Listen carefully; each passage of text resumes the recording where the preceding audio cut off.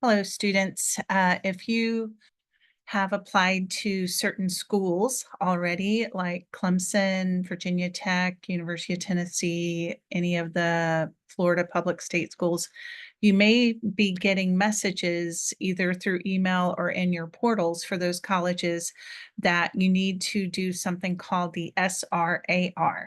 And sometimes, like on Clemson's portal, the way they phrase it, it's almost like you were supposed to do it and you didn't, or you forgot. That's not the case. They've never really mentioned this before. This is just the next step in your process.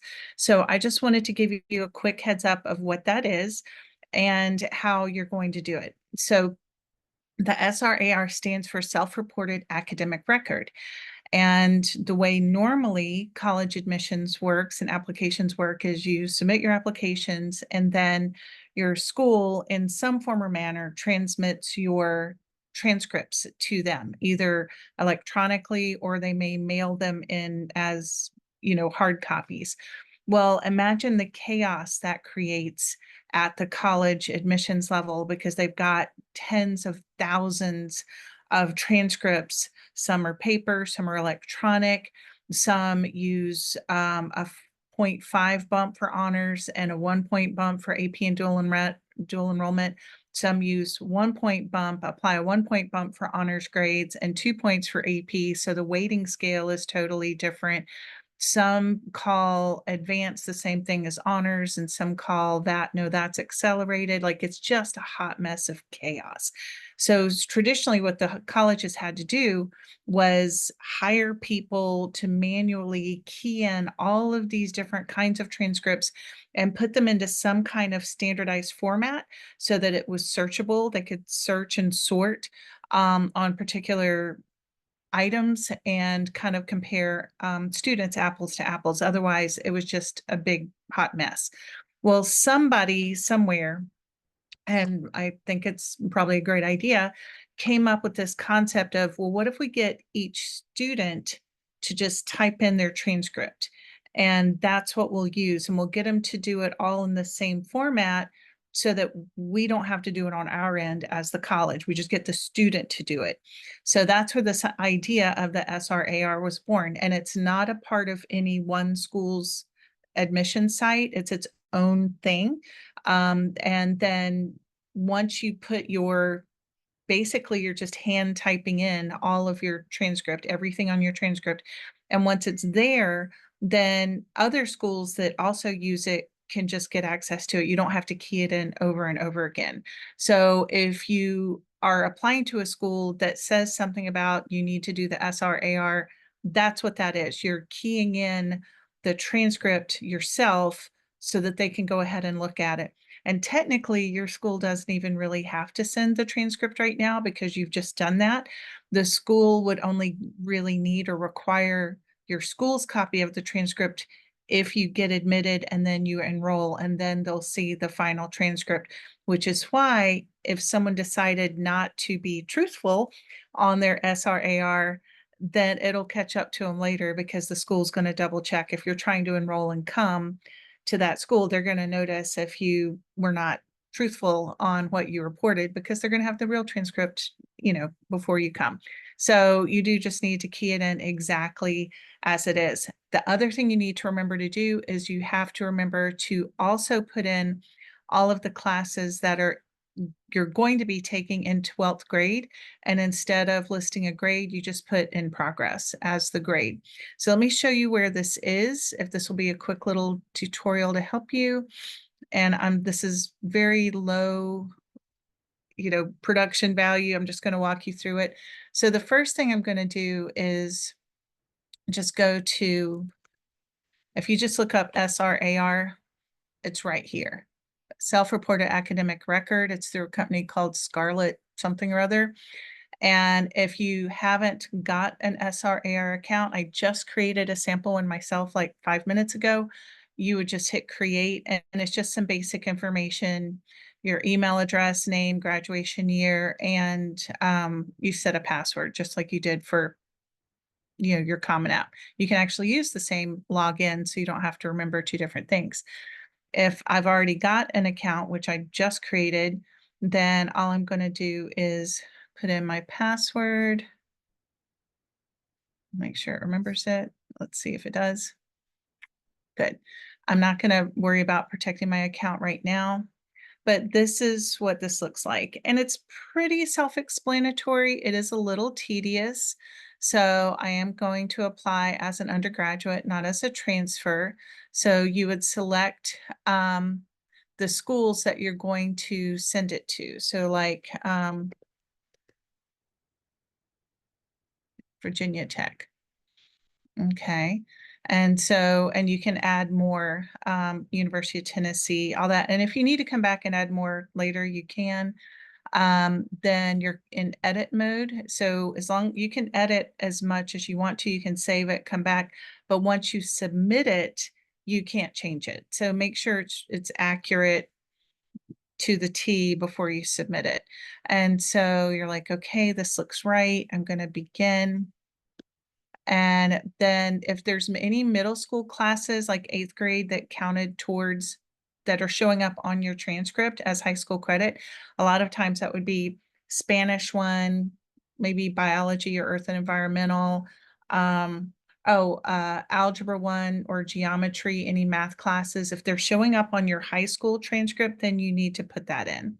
And so you need to put in all the high schools that you attended and make sure you put your intended graduation date. It doesn't have to be to the day. You just put the month and the year. And so also your high schools, I need to put that in. Oh, add high school. Where did it go? Add school. So if I put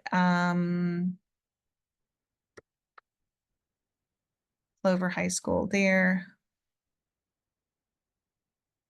and you saw there was a button if you're home educated, then you can do a homeschool thing as well. So yes, I'm going to select that as my school.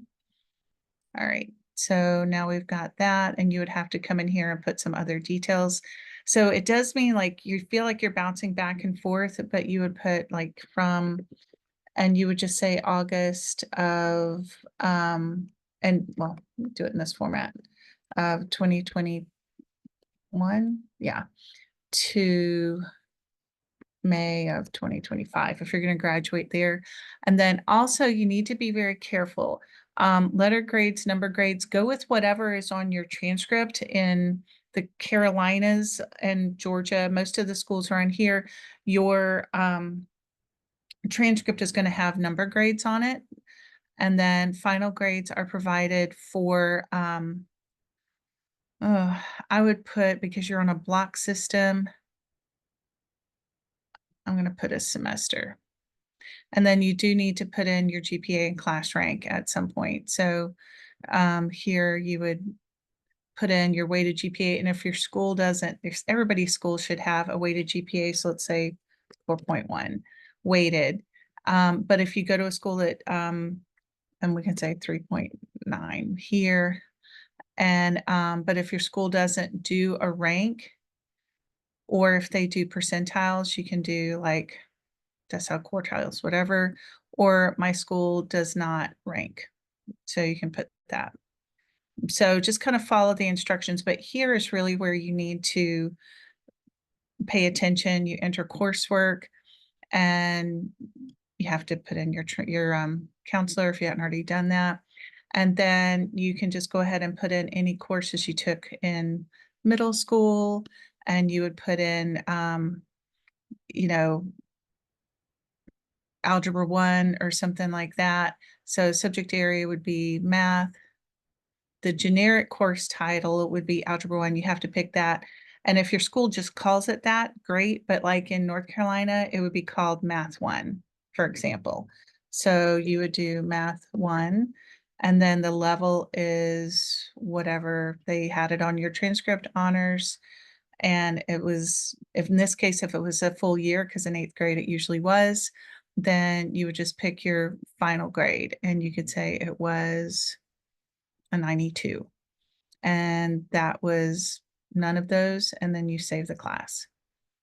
Okay, and then you can go ahead and add more, take away more, whatever you want to do. So you can add another one, and then once you're done, you would say, okay, now I'm going to continue to the next one. So it's going to be like a little tedious, but anything you do, you can come back and edit.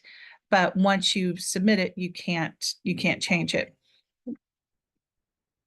So just make sure that you have your transcript right there next to you, and you just key everything in as exactly as it was. So we're still in middle school, and I'll do English.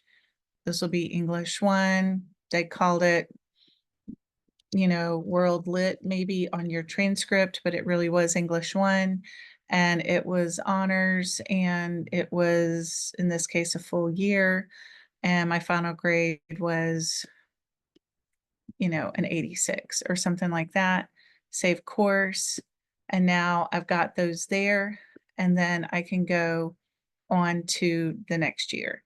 And so you just kind of pick up and you keep just keying them all in. And then once you're done, you go back to the summary, and there'll be a way for you to preview everything that you've put in so you can see this is what we've put in already, but you would see the whole thing listed right here.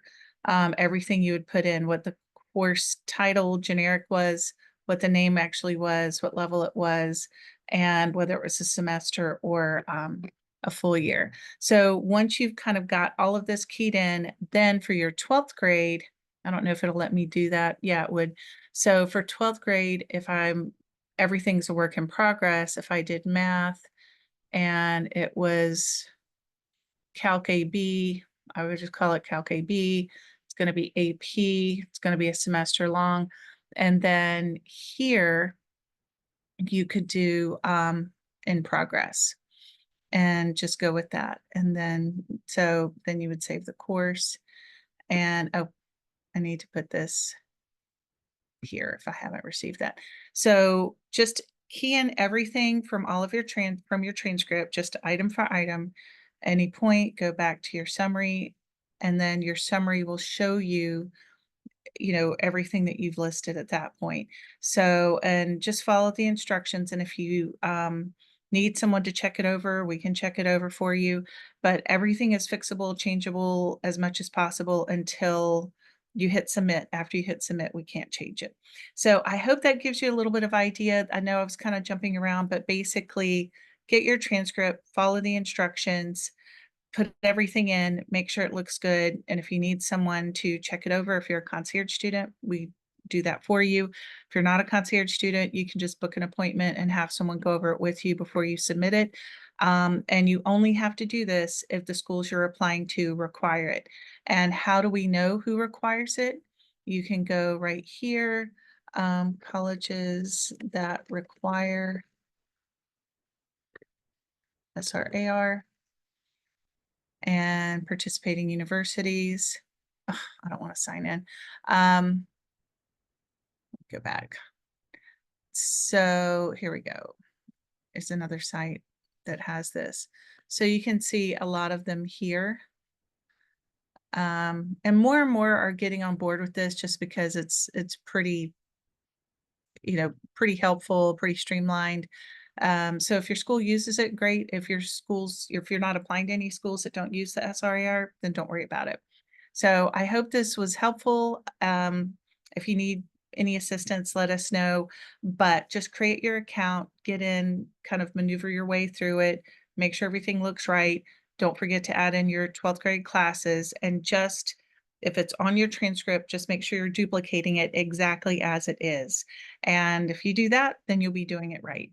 All right, let us know if you have any problems, and if your school does require this, and if the colleges you're applying to do require this, they will consider your application incomplete if you don't have this done by their application deadline. So like for Clemson, this has to be done by October 15th.